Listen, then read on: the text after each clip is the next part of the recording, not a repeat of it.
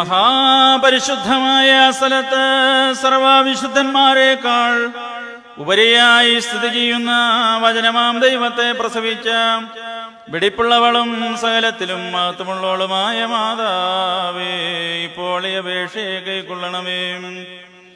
നിന്റെ അടുക്കൽ അട്ടഹസിച്ചപേക്ഷിക്കുന്നവരായ എല്ലാവരും സർവ്വവിധ ദുഃഖങ്ങളിൽ നിന്ന് വീണ്ടുകൊള്ളപ്പെടുകയും വരുവാനിരിക്കുന്ന എല്ലാ പ്രതിക്രിയകളിൽ നിന്നും രക്ഷിക്കപ്പെടുകയും ചെയ്യണമേ. കരുണയുടെ വാതിലെ സകല നന്മകളുടെയും ഭണ്ഡാരവും തന്നോട് യാചിക്കുന്നവരുടെ യാചനകളെ നിരസിക്കാത്തവളും തന്നോട് അപേക്ഷിക്കുന്നവരെ ലജ്ജിപ്പിക്കാത്തവളുമായ ഞങ്ങളുടെ നാഥയാകുന്ന കന്യകയെ, ഞങ്ങളുടെ ബലഹീനതയെ സഹായിക്കുന്നതിന് നിന്റെ വിശുദ്ധിയോടും നന്മയോടും ഞങ്ങൾ അപേക്ഷിക്കുന്നു. മാതാവേ, നിന്നിൽ നിന്ന് ജനിച്ച നിന്റെ പുത്രനോടുള്ള പ്രാർത്ഥന മുഖാന്തരം ഞങ്ങളുടെ രോഗികൾ സുഖം പ്രാപിക്കണമേ. ഞങ്ങളുടെ കരകൾ മാഞ്ഞു പോകണമേ. ഞങ്ങളുടെ ആത്മാക്കൾ ശുദ്ധീകരിക്കപ്പെടണമേ. ഞങ്ങളുടെ വിചാരങ്ങൾ നിർമ്മലമാകണമേ. ഞങ്ങളുടെ ചിന്തകൾ വെടിപ്പാക്കപ്പെടണമേ. ഞങ്ങളുടെ ബന്ധനങ്ങൾ അഴിഞ്ഞു പോകണമേ. ഞങ്ങളുടെ വീടുവഴികൾ നേരെയാകണമേ. ഞങ്ങളുടെ നടപ്പുകളെ ഉറപ്പിക്കണമേ. ഞങ്ങളുടെ കടങ്ങളെ പരിഹരിക്കണമേ. ഞങ്ങളുടെ കുറ്റങ്ങൾ മായിക്കപ്പെടണമേ. ഞങ്ങളുടെ അരകളെ മുറുക്കി ബലഹീനരായ ഞങ്ങളെ ശക്തിപ്പെടുത്തണമേ. ഞങ്ങളുടെ വൃദ്ധജനങ്ങൾക്ക് സഹായം ലഭിക്കണമേ. ഞങ്ങളുടെ യുവതി യുവാക്കൾ പരിപാലിക്കപ്പെടണമേ. ഞങ്ങളുടെ പൈതങ്ങൾ ദൈവാശ്രയത്തിൽ വളർത്തപ്പെടണമേ. ഞങ്ങളുടെ സമീപസ്ഥർ കാത്തുകൊള്ളുകയും ദൂരെ പോയിരിക്കുന്നവർ സമാധാനത്തോടെ തിരികെ വരികയും ചെയ്യണമേ. ബലഹീനന്മാർക്ക് കരുണ ലഭിക്കണമേ. പാപികളുടെ കടങ്ങളും പാപങ്ങളും മോചിക്കപ്പെടുകയും ചെയ്യണമേ. യോഗ്യതയേറിയ നിന്റെ വെടിപ്പുള്ള പ്രാർത്ഥന മുഖാന്തരം പരിവാഹതയുള്ള സ്ത്രീകൾ കാത്തുകൊള്ളപ്പെടുമാറാകണമേ. നിദ്ര പ്രാപിച്ച വിശ്വാസികളായ വാങ്ങിപ്പോയവർക്ക് കരുണ ലഭിക്കുമാറാകണമേ. ദുരാഗ്രഹികളായ മനുഷ്യരുടെ ദുഷ്ടതകളെ ഞങ്ങളിൽ നിന്നും അകറ്റണമേ.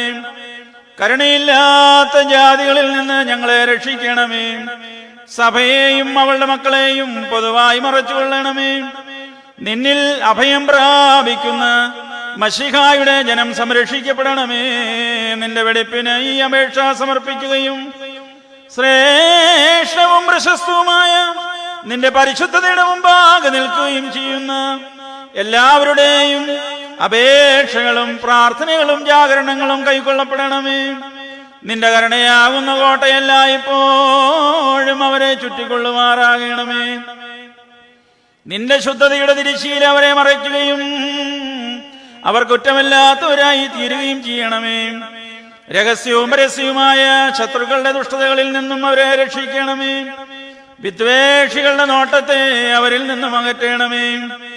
അവരെയും ബലഹീനരായ ഞങ്ങളെയും സകല ആചാര്യന്മാരെയും ശമാശന്മാരെയും ശുശ്രൂഷകരെയും ഒരുങ്ങി വന്നിരിക്കുന്ന എല്ലാ വിശ്വാസികളെയും കാത്തുകൊള്ളണമേ. നമുക്ക്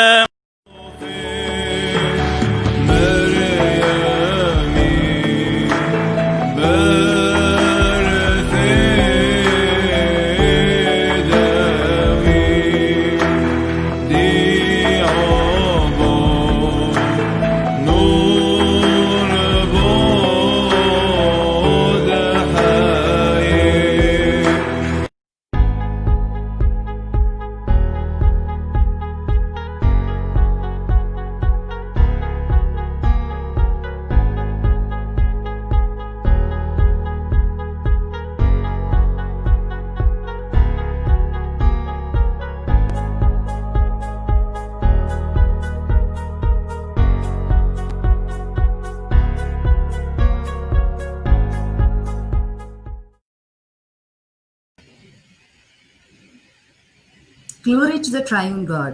Welcome one and all again to Urho live session with our beloved guest, Dr.Sarah Knight. My name is Princy Paul and I'm talking to you from Dallas in Texas. And today evening joining with us is Dr.Sarah Knight from Cambridge. So today we will be continuing our discussion from last time with a slightly different gist considering the need of the hour. Last time we had a brief conversation with Dr. Sarah Knight and Dr. Susan Thomas regarding their journey in discovering the roots of our faith and of our community. So today we have dedicated this session to ask Sarah Knight a few questions regarding the ongoing conflicts in our church. Considering her deep knowledge in the area of our church history, we look forward to listening to her while she explains how historical events hold significance and connect to the current events that is happening in our church. So welcome Sarah Knight to the show.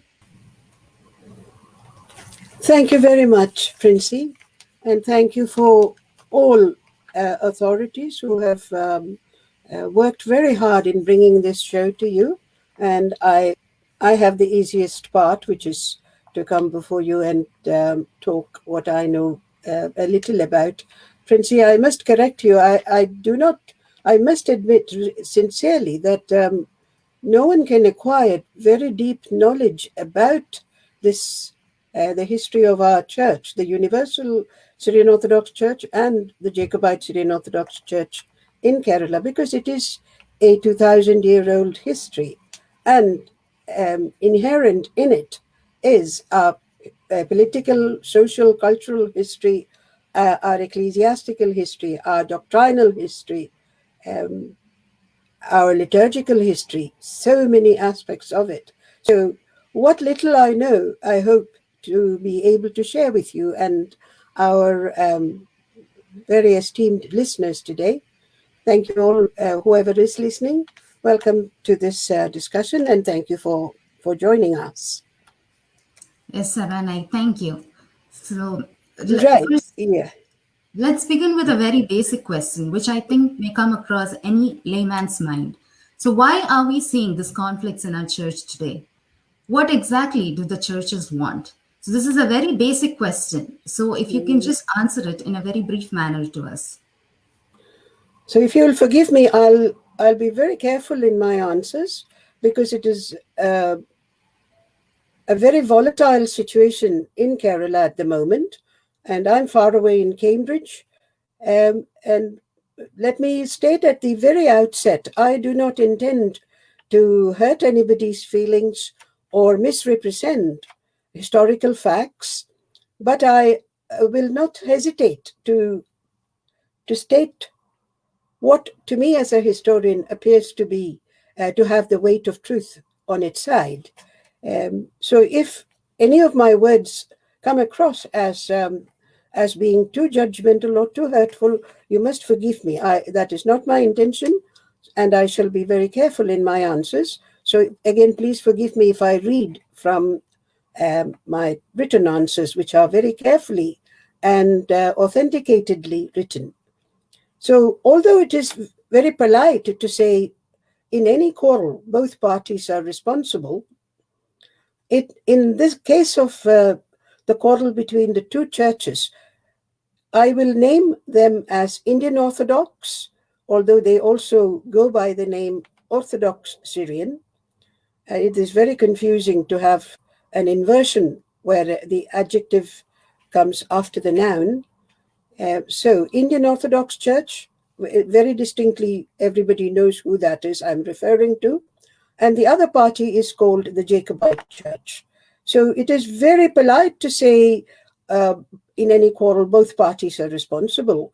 However, any and everybody who has witnessed the news clips and video clips of what happened 2 Mondays ago in Mulanthuruthy, and comparable events last autumn from September to December, including in Piravan Church, they can see that one side is clearly the aggressor, and that side is certainly the Indian Orthodox Church. And this Jacobite Syrian Church clearly appears to be the victim. And this is not a subjective assessment. It is a very objective, independent observer's assessment.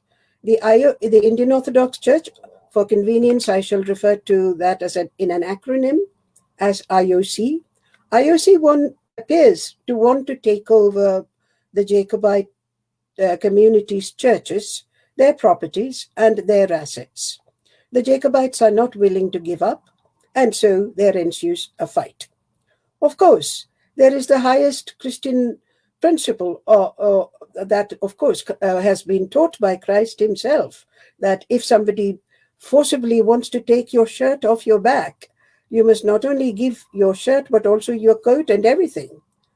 Unfortunately, that is a very difficult, very high religious and spiritual principle, very difficult to implement, because the Jacobite Syrians stand to lose not just their place of worship. It appears to me they are willing to give up that, but what they are even more unwilling to give up is their cemeteries. Now, what is the relevance of the cemetery? You can go away to another place, buy land, and build a new church. But who gave you the faith? That is their question. The ancestors, all their forefathers and foremothers who taught them in the faith that they believe in, they say are buried in our cemeteries. So they find it even more painful to give up their cemeteries. And the Jacobites also say this is their only church, and that the Indian Orthodox has other churches in the same place, often on the same road, with far fewer congregation, and yet they want to grab their churches. So it appears that the time for polite words is over. The IOC's actions are nothing short of severe aggression, and they not only want to take over the churches, it appears that they also want to be cruel in many other ways, like bargaining over whether somebody can bury their dead, and speaking inhuman words like go and dispose of your dead in whatever way. I mean, these are not civilized language. These are not words that come out of Christian compassion. So as witnessed by all viewers, the Jacobite Church appears to resist this, and they have been resisting for decades now, and one after the other, the IOC has incrementally increased the pressure, and in 2017 the court ruling has been in their favor. So the state machinery has come into force. They bring in the police, they bring in authorities, they bring in heavy machinery, and the Jacobites are evicted from their church. And we see extreme violence and also extreme catastrophic tragedy unfolding before our eyes. What can we say? Thank you, Sarah Auntie. Yeah, that's true what you said. We're seeing violent confrontations which we wish would never have happened. So, from your words, I take it that the IOC is clearly in a rat race for power. It can be seen from any, like you said, from any person who views what's happening nowadays. So, do you have any legal or factual aspects that you can cite to us which can show whether they are justified in their actions or not? It is tedious to list all the court cases because they are all relating to this happened in such a year, this was the verdict, etc., etc. But if you look at the past, I would say 70 years history, court verdict after court verdict, from the lowest to the highest court, was in favor of the Jacobite Church. And of course, the Indian Orthodox Church has ratcheted up the pressure by willing to go to appeal to the next higher court, and they have won, they may have won a small concession, but the overall victory was for the Jacobites. And this is not a detail that has escaped the attention of people. Anybody who's older than, say, 35 has witnessed from time to time, there was a court case and the Jacobites had won the case.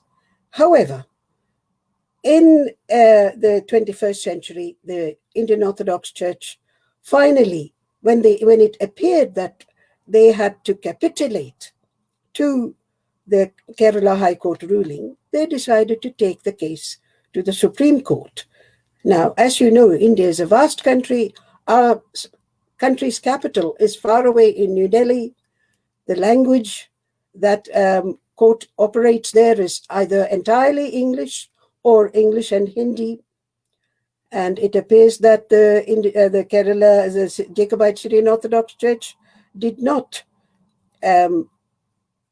deploy excellent counsel and excellent barristers to argue our case. So it appears that the Indian Orthodox Church won a legal victory in 2017. However, how far it is fair and, it is a legal victory, but how far it is implementable became the touching issue after that.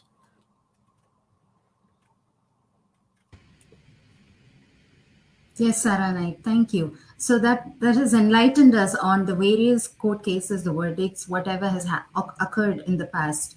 So now we come to a very important question as well as an interesting one. As a historian, what is your interest in this regard?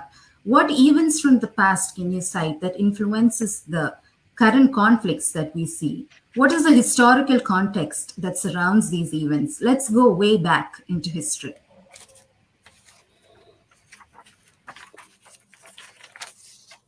Well, as a historian, I would like to go back to the very beginning. What is a Catholicosate?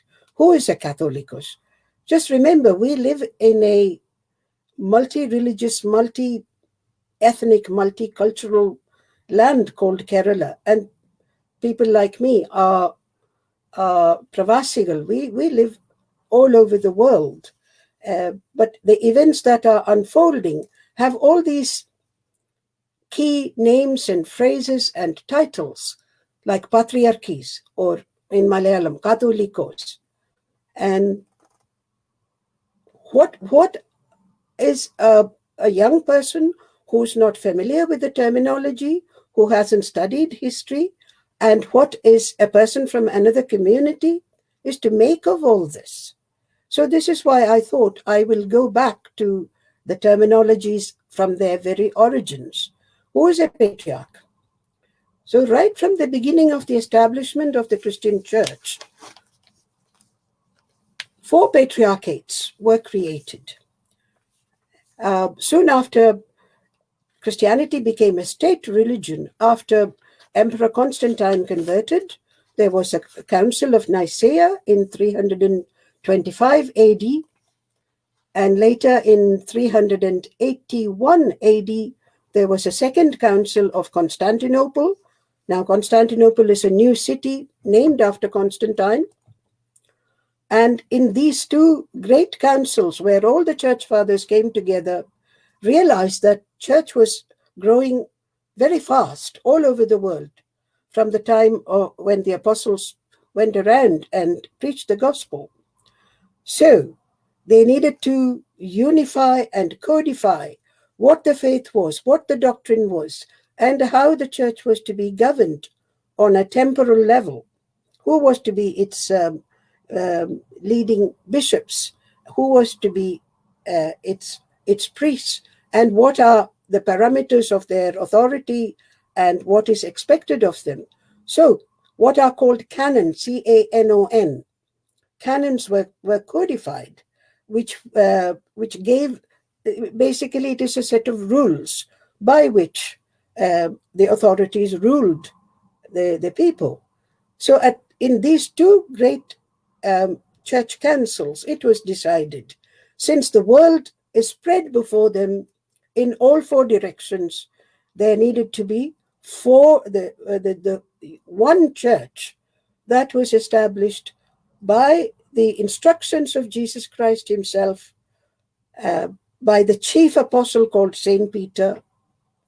That same church was to be, for administrative and governance purposes, to be divided into 4 in accordance with the directions of the universe or of the earth itself. So Rome and all the land lying to the west came under the Pope of Rome, or one patriarchate. Constantinople and all the regions to the north came under that patriarch's jurisdiction.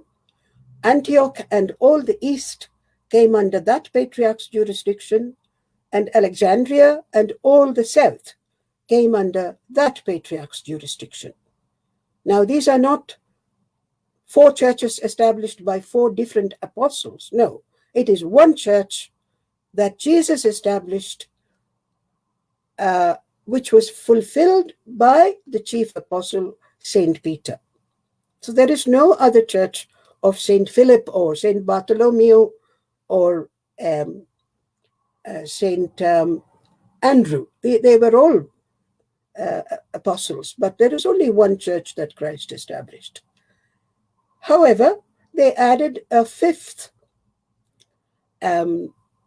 nominal title, the Patriarch, because after all, Jerusalem was the holy and great city, and this was the scene of Jesus's death and crucifixion and resurrection. Bethlehem, where he was born, was a small village right next door to Jerusalem. So that city had to be given some honor, although it was ruined by the Romans' vengeful actions there in 70 AD. So there was an institution called the Patriarchate of Jerusalem as well. But this was only an honorary position. And technically, that is, in governance terms, this was under the Patriarch of Antioch, because of various historical reasons. I would not go into it. However, now, this is a very important part. I'm going to go into the details of it so that my listeners will listen very carefully, and I am giving you information which is most authentic. I have not cooked anything up. I have not fabricated it. And I have been absolutely impartial in collating my information from various great church historians in Europe, as well as the great church historians of the Syrian church called Mikhail Rabo and Barebraya. So according to this history, what was the origin of the title of Catholicos? Now, in the early part of the 3rd century, there was a church, of course, in if you can visualize the Mesopotamian region, right from the neighborhood of Antioch is the city of Edessa. From Edessa, if you can imagine the river Euphrates, Tigris flowing southeast, and it comes all the way down to Basra. That is the famous Mesopotamia, the region between the great rivers, the fertile region. All along there were Christians. And the great city towards the south was the city of Seleucia. So here also there were there were thousands of Christians. However, politically, the region was under the Persian Empire, most of the Mesopotamian region. The Roman Empire was very great and very extant. However, its boundary or its frontier was just east of Edessa. So just east of Edessa was the Roman frontier. Everything east of that was Persia. Now, and Seleucia is a city on the Euphrates-Tigris River. And here was the headquarters of the Christians. And at some point in the early 3rd century, they wanted a metropolitan consecrated for them. So they chose 2 candidates. Their names were Camisho and Ahudabuyi. And they sent them both to Antioch, because even before the Council of Nicaea, the practice was, because Antioch had great historical importance as the first city where Christians were acquired the name Christians, etc. In the provincial areas, when they needed a bishop, they sent them to Antioch, not to Jerusalem, not to Alexandria. As I said, Jerusalem did not have that prominence at that time. It was a destroyed city in those pre-Constantine period. So they sent the two candidates to Antioch. So we have a bull from the Patriarch of that time that they are to consecrate a Catholicos themselves. Now, why did he do that? There was a terrible, tragic event. Unfortunately, these two candidates, Camisho and Ahudabui, were staying with a family in Jerusalem on their way to Antioch, and Roman spies heard of their presence. Knowing that they came from Persia, they informed the Roman authorities that these two were spies and that they had come on a spying mission. And the Romans immediately surrounded the house, and they captured one of them. They captured Camisho. Ahudabawi ran away in the middle of the night and escaped. Unfortunately, they captured Camisho and they crucified him in the city square. And this put a chill and terror in the minds of the Christians. And so the Patriarch of Antioch at that time asked the chief metropolitan of Jerusalem to send a letter to Seleucia saying, do not send your candidates to Antioch anymore, because the similar things will happen again. Choose them yourself and jointly lay your hands on him and raise him to the position of metropolitan.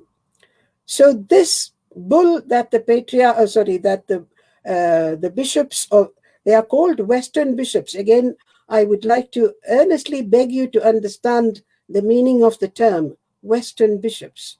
When people sitting in Seleucia says Western bishops, they do not mean European bishops from Rome or France or England. They mean, or they always meant, the patriarchs or metropolitans or bishops of Antioch or Jerusalem or Caesarea. So the Western bishops had sent this bull. If you read Baribraya's book, especially Malayalam translation by Paul Manalil, you can see this bull as added as an appendix to it, where he says clearly, do not send your candidates. The Romans will kill them. Ordain them yourself. So the Western bishops granted this permission to the Eastern Christians. And that title is just a Greek term. Catholicos means overall governor or person in authority.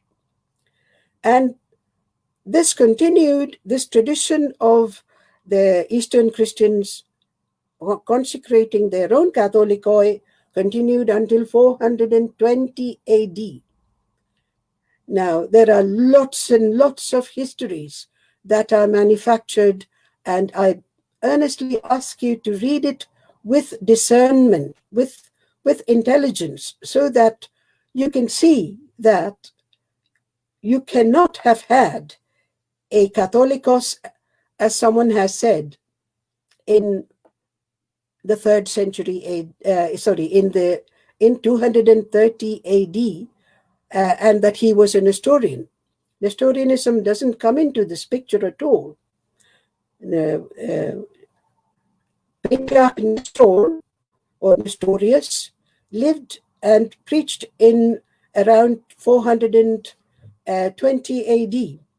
431 AD was the Synod of Ephesus, or the Great Council of Ephesus, where his teaching was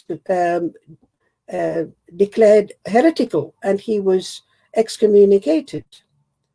So all this is happening in 420, and this is a time of great turmoil in the church. The deposition or the excommunication of Nestorius, who was also the Patriarch of Constantinople. But you will all remember what his preaching was.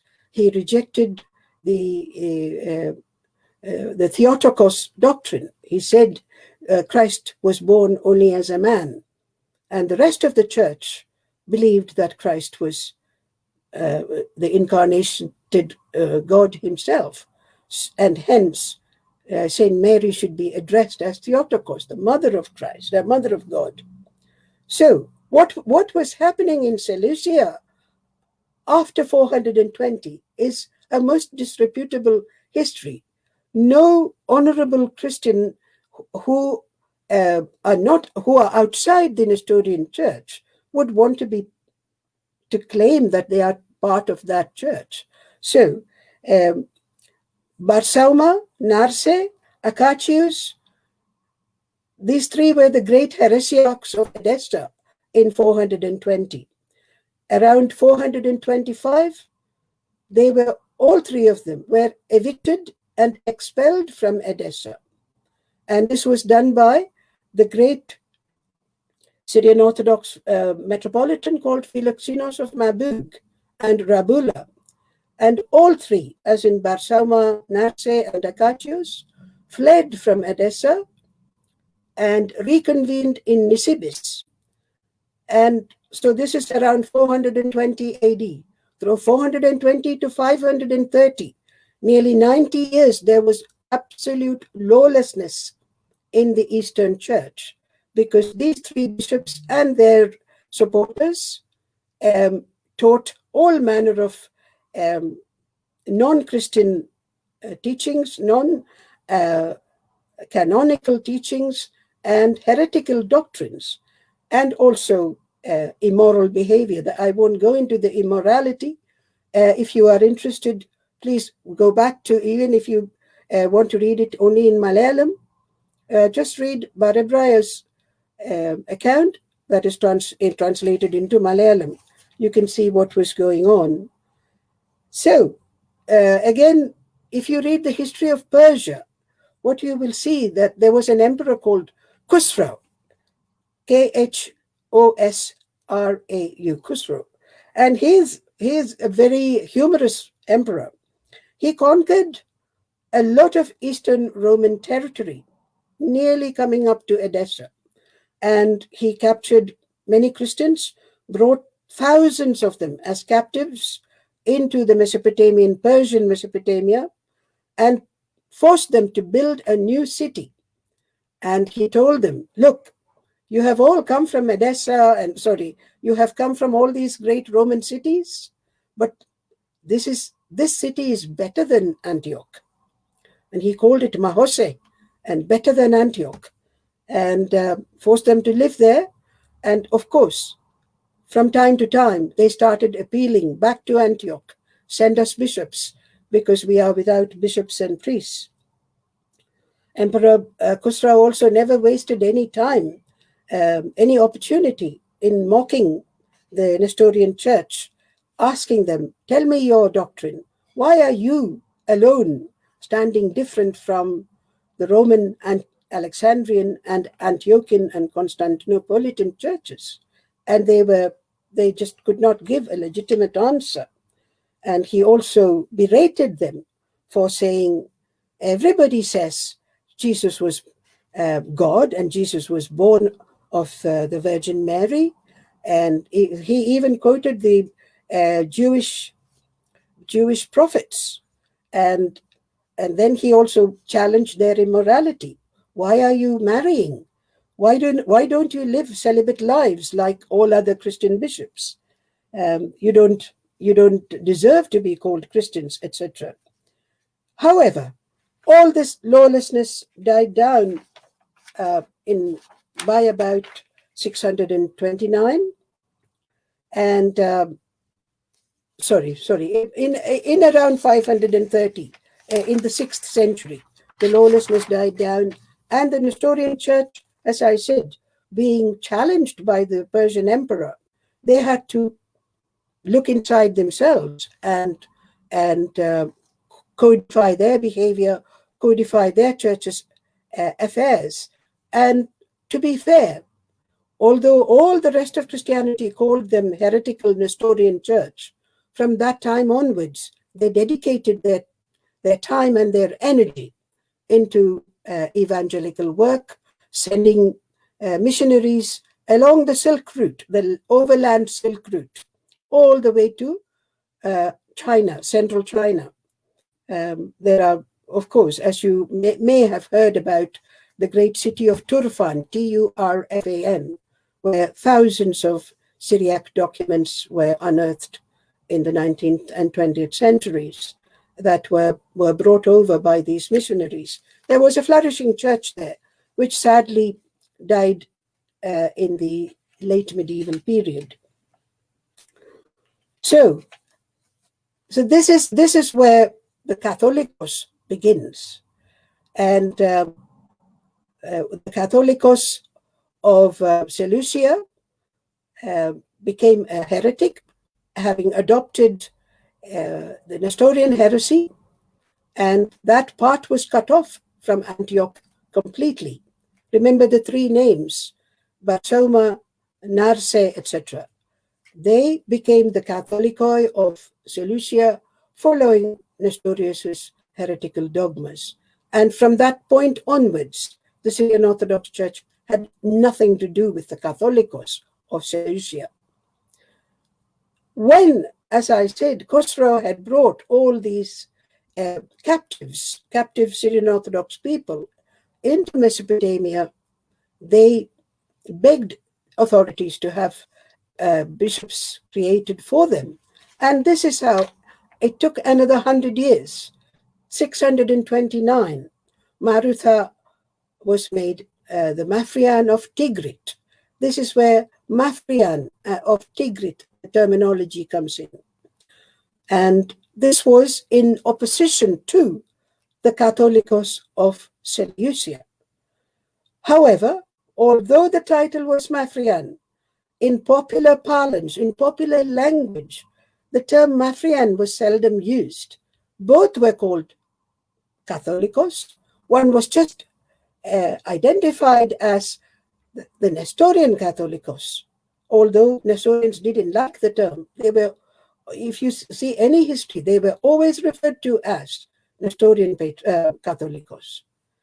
And the other Catholicos was called Jacobite Catholicos. They also did not like that terminology because it was attributing their origins to Jacob Baradaeus. No, that is another history. I will not go into it.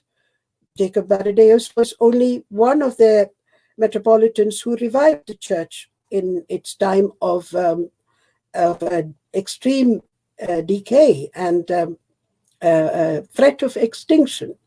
He did not propose any doctrines. He did not create a church. He revived an existing church which was under threat of extinction. Both that people, these communities didn't like these appellations, but popular, they called each other that, and the Catholicoi were identified as that.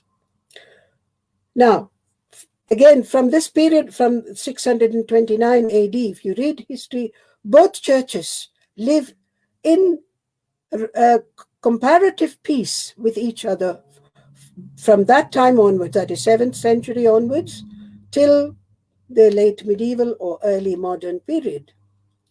Because, of course, now there is a common enemy, which is in the form of Islam. Islam has come in, and also there were enlightened leaders. We see this in the time of Mikhail Rabo and in the time of Barebraya. They are all behaving towards each other as Christian brothers. They recognize the parameters of their geographical authority and their spiritual influence. They stand within that and yet reach out to each other and live in fraternal amity and love. the next hundreds of years, there are occasional quarrels when an era is attacked or a church is attacked, but again and again what we see is there is relative harmony for hundreds of years. So this is why we say that to confuse the name of Catholicos with Maphrian is always a Jacobite entity. To say that any Seleucian Catholicos is our, as the Indian Orthodox claims, Catholicos of Seleucia is our, according to our hierarchical lineage. One doesn't want to say that, of course not, if you think Nestorius's doctrine was a heretical doctrine, because up until the late 19th century or early 20th century, the Indian Orthodox was part of the Jacobite Church, and they were not following Nestorius's doctrine. So it is a self-inflicting wound to say that any church is part of the Seleucian Catholicos' inheritance. So I hope that answers your question in a little bit of detail, Princey. I'm so sorry I've taken a long time to go over nearly 1,000 years or maybe even 1,300 years history. Yes, Sarah Knight. I think there's a lot more that you may have to discuss about this because, as they say, I think history never dies. It's always a controlling factor in any era, if you see. So history just lives through the lives of people. So what happens today is a result of what has happened earlier. So thank you for telling us about how we come to this situation in our church, how the division of the one holy church took place, why actions of people in the past, why actions of leaders in the past have influenced us, influenced what is happening right now. I think that holds great importance for us to understand what exactly is happening. So thank you so much for enlightening us on this. So now if we narrow it down to what is happening right now, I think this is a golden question, what everybody would want to ask. Because in spite of having such similar liturgies and a similar way of prayers, then why, when, and how did the IOC and SOC become irreconcilably divided? When, how, and why did this happen? Can you enlighten us more on this? Well, I think that there are two parts to this answer. One is the apparent events. By that I mean what everybody can see as happening in the world of human affairs. And then a little later, I would like to also bring to you what is not obvious and what is not apparent to ordinary churchmen like you and me. Things were going on which ordinary people in one small geographical locality could not understand or fathom or was not privy to, because these were perhaps state secrets or state policies of various countries. So coming back to what was apparently happening, in the early 20th century, there was in Antioch a deposed patriarch. For whatever reason, I will not go into it.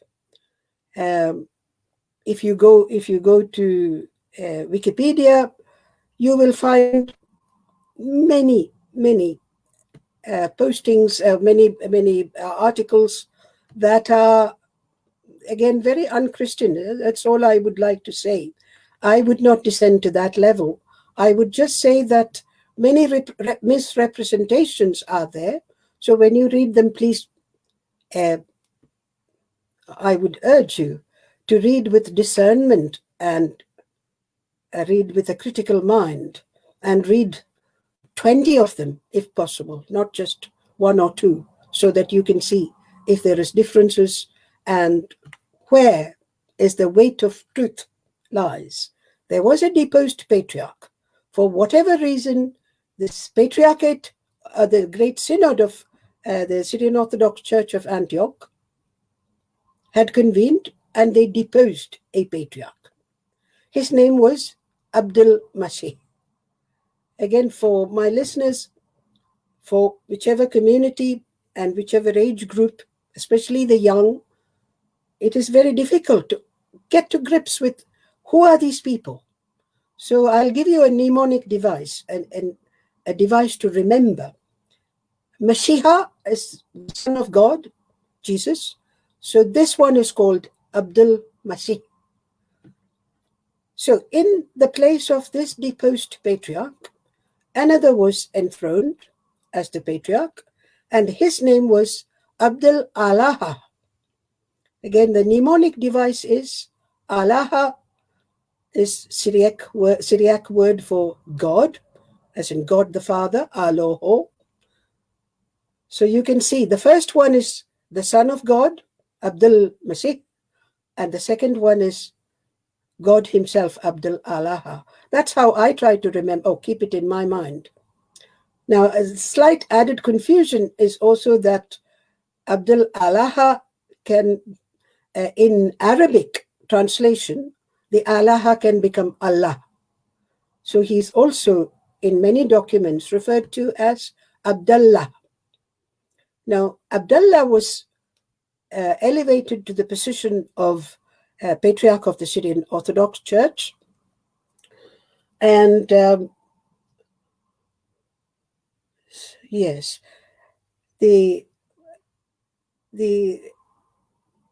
metropolitan called Gregorios Dionysios of Watasero, who was the Kerala Syrian Orthodox Christians bishop at the time, he decided to bring the deposed Abdul Masih to Kerala in 1912. And according to the request that the Kerala Syrian Christians placed before him, this Abdul Masih consecrated another person as the Catholicos. Okay, his name was Mar Ivanios Paulos. So you can't say that Vatasserul Dionysios I was acting in a self-interested way. He only brought Abdul Masih, but the person who got the title Catholicos was someone else, Ivanios Paulos, as the Catholicos of the church in Kerala. So Patriarch Abdul Masih, in a much trumpeted bull of 1913, told the Vatasserul Metropolitan's followers that he is about to go back to England, and when he goes back, and when this Mar Ivanios Paulos dies, they could consecrate their own Catholicos after that. Okay. However, what we find happened in Kerala is within a year, Mar Ivanios Paulos died in 1913. And there was no Catholicos heard of for the next 12 years. The seat that was erected and a bishop who was consecrated has just died, and the seat lies empty. Sede vacante, the seat is vacant for the next 12 years. Now, the Jacobite Syrians claim that this consecration or elevation of a bishop, an ordinary bishop, was first of all uncanonical because there was no synod, there was no checking of the rules, no following precedent, and that they did not ordain or consecrate another person as the Catholicos because they were aware of the uncanonical nature of this deposed patriarch coming to Kerala and unilaterally, without the authority of a synod and without the canonical, following the canonical rules of elevating anybody to such an honorable position, he did this. So 12 years, nobody. After this, the church was already divided into two. There are other reasons as well. I will not go into that because that touches on temporal matters. Temporal matters is polite term that I'm using. It is to do with money. There was money involved. There were keys involved. Let's not go into that. So there was already a division on the temporal level, but this was the much more serious division. This was a spiritual division. So one party supported Vatasseril Mar Dionysius, and the other party said, we follow the Patriarch. We follow the Syrian Orthodox Christians' canon. And according to this, you cannot just consecrate somebody as a Catholicos. The Catholicos was integrate. You can't suddenly consecrate somebody in Kerala as a Catholicos without the consent, the approval, and the following of the canonical rules that are absolutely necessary for such an action. So they stood by that position. We support the Patriarch, and this is what the apparent quarrel, the apparent circumstances which led to the immediate quarrel in 1912, 13, and then for the next 12 years, there was a standoff. Nobody was giving way. And in what happened is, of course, 12 years later, in 1925, Baselios Givergis, Mar Baselios Givergis was elevated to the Catholicos position, again, without the consent of the other party, the patriarchal party. So it was a unilateral, factional, divisive consecration. So naturally the question arises, why didn't Mar Baselios Givergis avail himself of any of the honors that are naturally due to Catholicos? I will come back to this question again later. So when he died, he was followed by, again, Mar Baselios Givergis II. And this time, he acquired an extra title. He was Malankara Metropolitan. So again, there is a temporal factor here. So I will not go into it. Temporal factor is authority and control of assets, money, etc. All this division and quarrel in the early 20th century, I must say very, very sadly that it was supported by a powerful campaign by the media. Now, what was the media in the early 20th century? Only newspapers. So the newspaper called Malayalam Manorama gave its wholehearted support of the Metropolitans faction, and through sustained and consistent blackening of the name of the Patriarch and the heavily subsidized campaign and activities, the Metropolitan side seemed to become more and more powerful, especially in Kottayam, because Kottayam is the city where from Malayalam Manorama newspaper is published.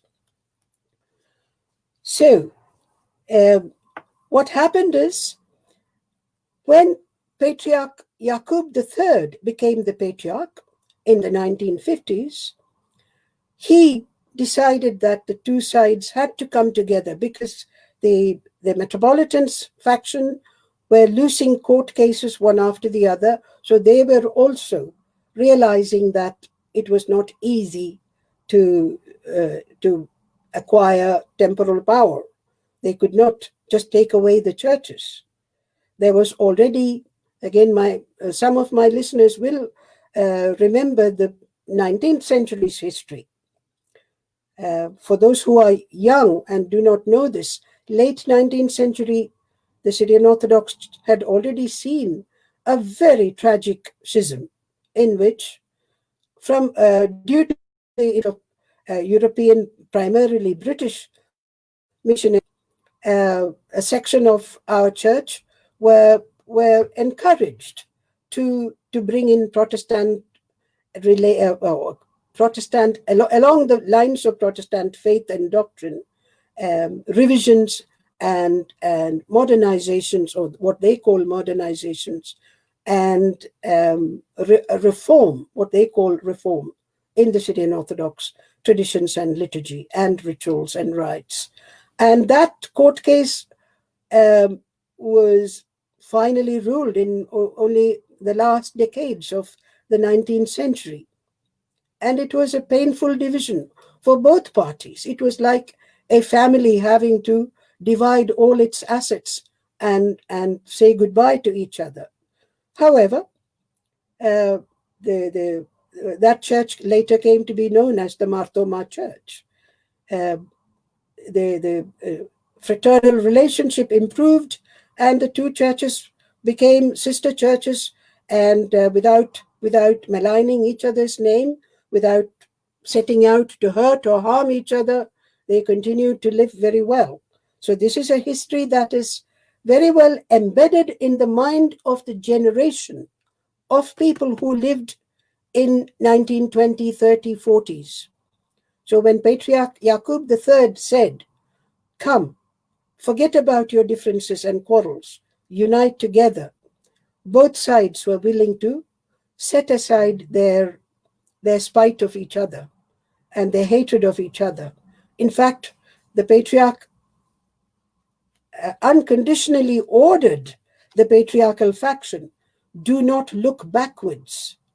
I'm ordering you, forget the past and reconcile with the Metropolitans faction." And that is how peace was restored.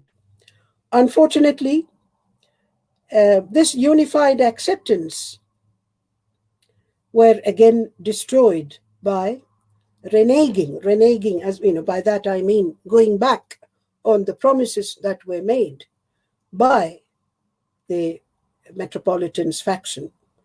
So by now, by this I mean by 1960s, new historical fabrications, I'm sorry to use that word, I have to use it because these were histories that were never seen before that. Newly fabricated histories were brought forward, and even new theology and new doctrines were brought forward. That there was a church that was established by St. Thomas in India, and the Metropolitans of the Indian Orthodox side sat on the throne of St. Thomas. And so it was equal and in opposition to the Patriarchate of Antioch, which was of St. Peter. So this is where the court cases became more and more intensified, and the fights continued.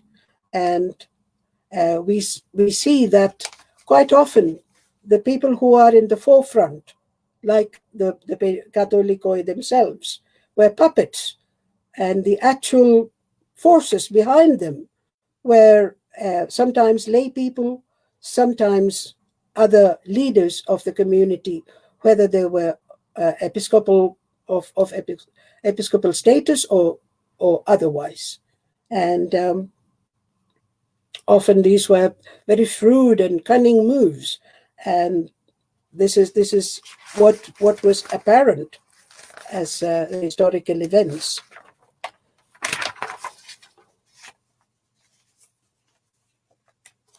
If these Catholicoi were consecrated with full power and authority of the church, there were many rights and honors that were due to them. So as a historian, what I have searched diligently for and failed to find is, if the Catholicos is legitimate, why doesn't he follow or claim his canonical rights? I haven't seen one. Has the Catholicos of the Indian Orthodox Church over the 20th century, or even now, has he ever sat to the right of the Patriarch of Antioch in the Syrian Orthodox Church's synod? Has he been announced as the second dignitary in the Syrian Orthodox Church? The second dignitary is sometimes in English, the word suffragan bishop is also used. Suffragan means helper or second in command. Canon says that if a Catholicos is alive, he should be the chief functionary in a patriarch's consecration. This is the most sacred moment of any church, the elevation of a patriarch. Now, Alexandria, Rome, Constantinople, none of these patriarchates has a suffragan or second in command. Only Antioch has it. And that Catholicos has this honor. If such a person is alive, he should be the chief person officiating in the consecration of a patriarch. Again, I've been unable to find any Indian Orthodox Catholicoi performing this function. Catholicos' permission is needed for the consecration of a patriarch. Has any Syrian Orthodox synod written to the Indian Orthodox Church and asked or sought their permission to consecrate a new patriarch? So many patriarchs have come and gone. So all this portrays to me an authority that is created, but who does not really have the authority. And this is where I had to go back to the theology and ecclesiology. Sorry, Princy, may I continue for 2 more minutes? Yes, Sarah, yes. You can continue. So this is where, as I said, I was going back to understand exactly the ecclesiology of the Catholicos. The Catholicos title is a high honorable position as the suffragan and chief metropolitan of the Syrian Orthodox Church. And as I said, of the 4 patriarchates, only Antioch has one. And that too, only because of the vastness of its territory. The territorial division in Nicaea was Patriarch of Antioch and all the East. Now, only later they realized the East is a vast territory, including India,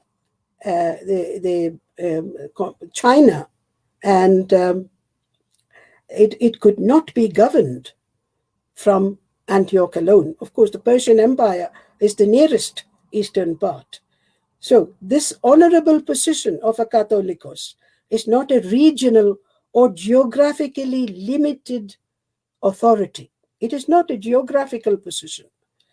It is not something someone can unilaterally create or claim or consecrate oneself, nor can he uncreate it, because this is a position that is conferred upon deserving people, deserving clerics by a synod.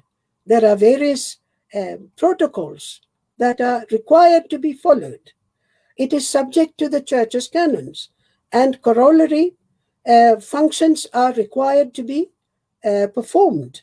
There are tests of eligibility. Furthermore, there are duties, and above all, there are honors given to them for holding this position. And also, it is not an apostolic throne. From what I said earlier, how the Catholicosate was created.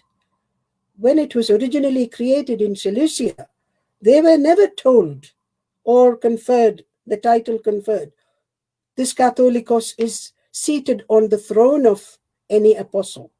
That concept does not exist. It is a joke to say that there is a throne for the Catholicosate. The throne is only one, and that is the one that Jesus Christ himself established through his chief apostle, Saint Peter.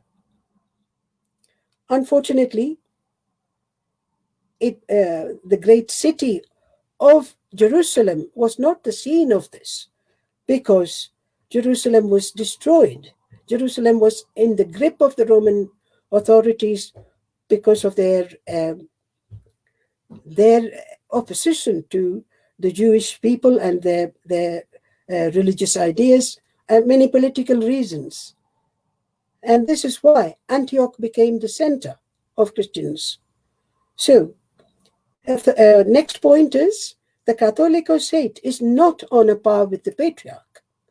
It is foolish to compare the Catholicos to the Patriarch. It is not a title that centuries of Catholicoi has ever taken.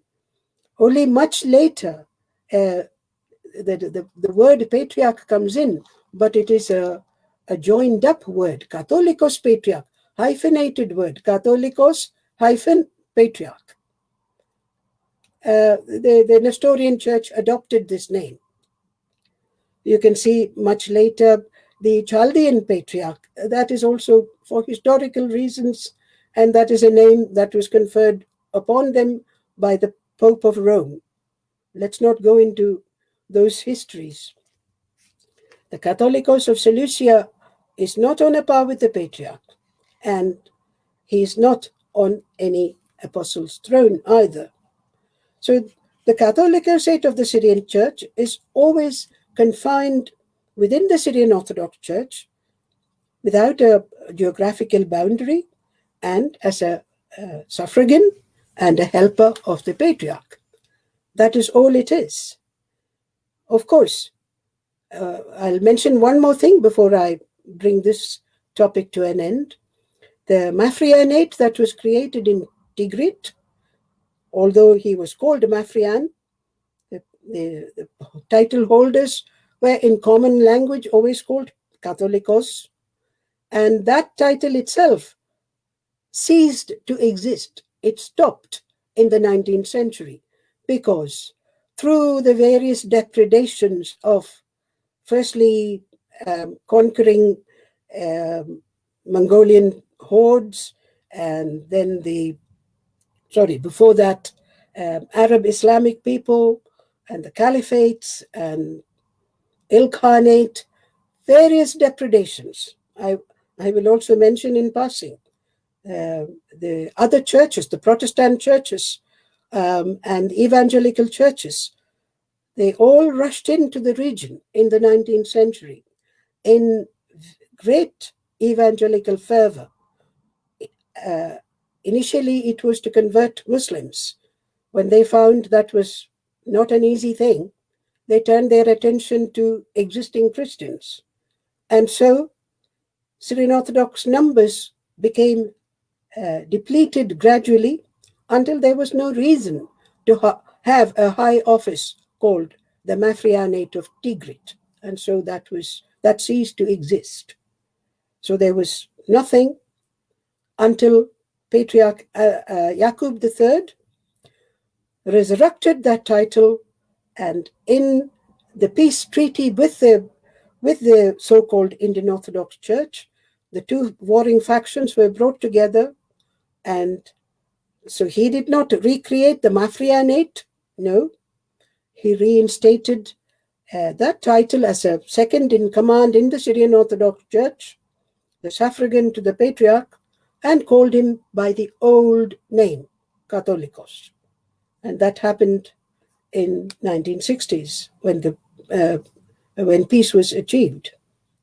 So this is the historical background, which is very complex, and I've tried to make it as simple as possible with all the details left out.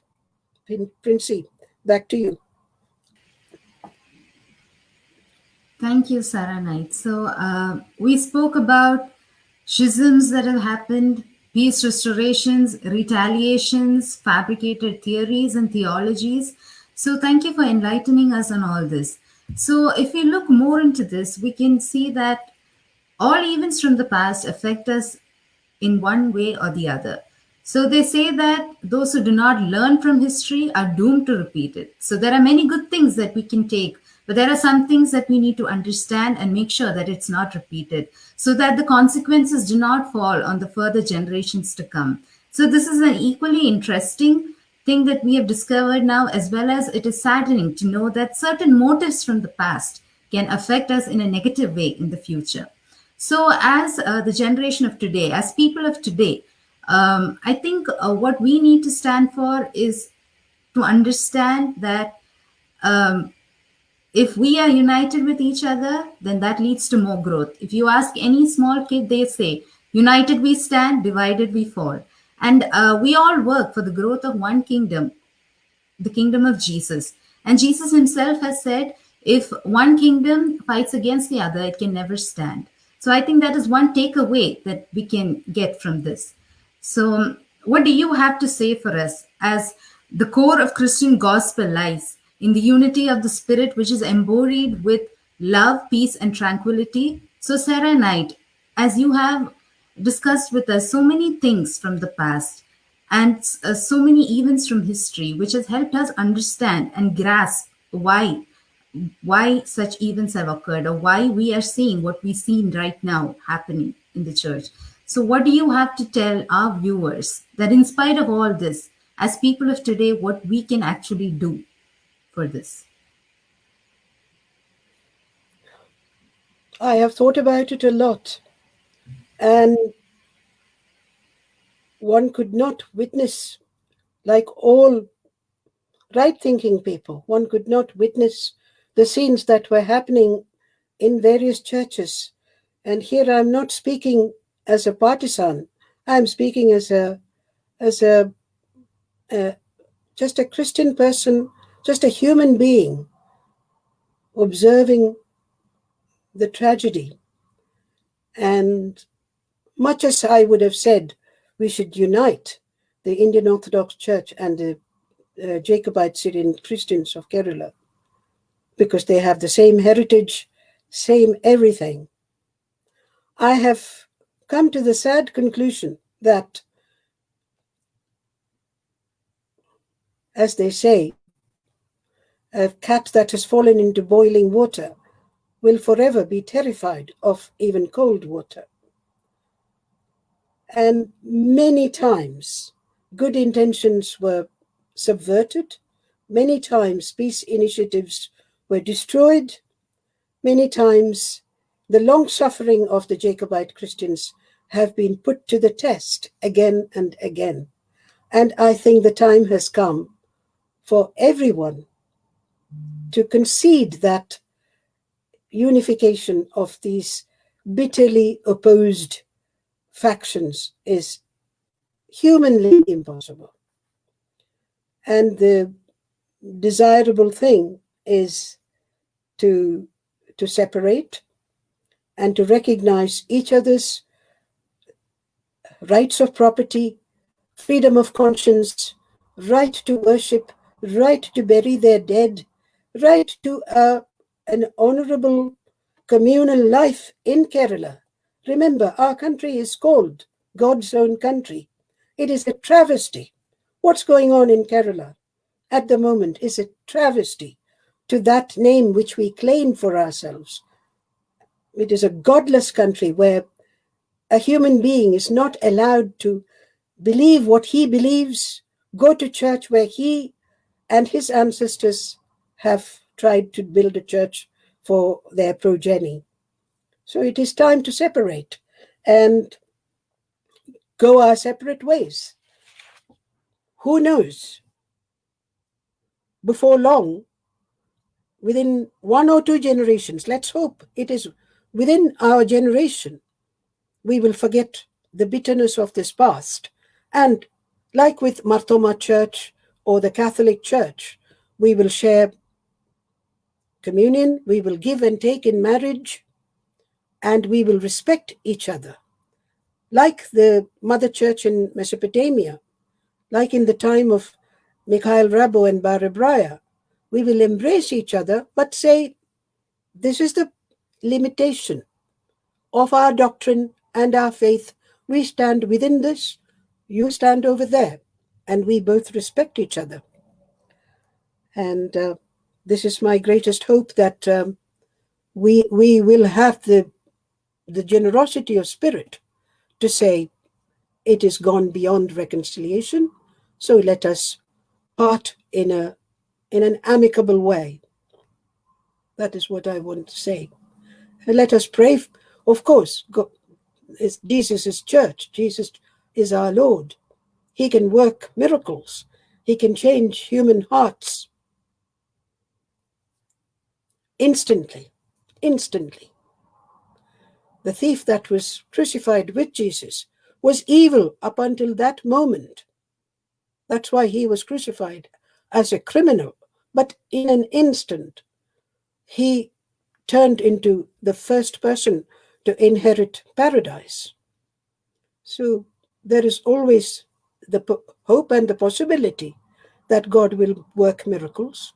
But as far as we humans are concerned, I think it is time to concede that it is not possible to reconcile unless God works a miracle. Let us pray for that. Thank you, Sarah Naik. Yes, like you said, I agree.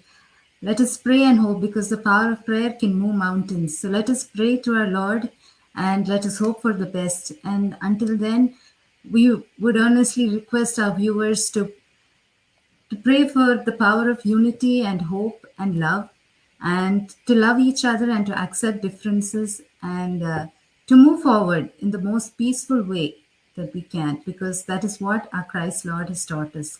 So thank Indeed. you. Thank you, Indeed. Sarah Knight, for sharing so much with us. As you started off in the beginning, you said you do not have a lot of knowledge into this, but you will be sharing what you have.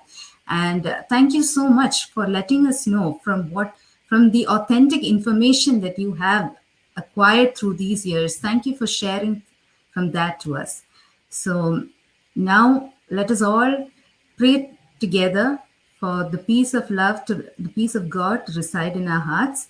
And we look forward to meeting you in another session soon. Until then, may God keep us all under the protection of his wings, and let the peace of God, which transcends all human understanding, guard our hearts and minds in Lord Jesus.